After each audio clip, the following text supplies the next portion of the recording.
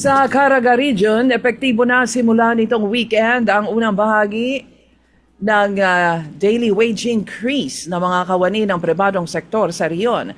Ang arawang sahod ng mga empleyado ay magiging 455 pesos per day na kanilang matatanggap sa January 15 mula sa dating 435 kada araw. Ang ikalawang bahagi ay epektibo naman simula May 1 at magiging 475 na ang kanilang arawang sweldo ayon sa Department of Labor sa Caraga Region. Sa Davao City, tulad ng mga nakalipas na mga taon o 2 dekada, zero firecracker injuries pa din ang lungsod. Wala ding isa mang nabiktima ng stray bullet ayon sa PNP. Dagdag ng City PNP, mapayapa, tahimik at walang karahasan na nangyari sa pagsalubong ng New Year sa Davao.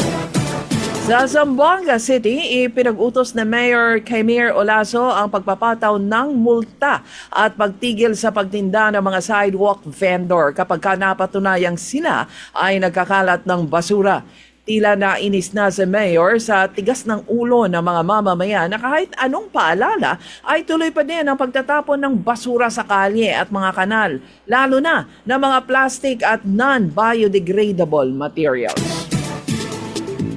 Sa Cagayan de Oro City, isang pulis sa lungsod at isa din sa Surigao del Sur ang malamang na mawawala ng trabaho dahil nagpaputok ng baril noong New Year. Sinabi ni PNP Chief General Jose Melencio Nartates Jr. na sila'y kabilang sa 4 na kasapi ng PNP na napatunayang nagpaputok ng baril at ngayon ay under investigation. Anya talagang matigas ang ulo ng 4 kaya't siguradong tanggal sila sa trabaho kapag lumabas ang resulta ng investigasyon. Sa Sulu, iniulat ng Philippine Coast Guard ang pagkakatagpo ng rocket debris o bahagi ng rocket na bumagsak sa karagatan ng Sulu at pinaniniwala ang isang Chinese rocket na pinalipad kamakailan.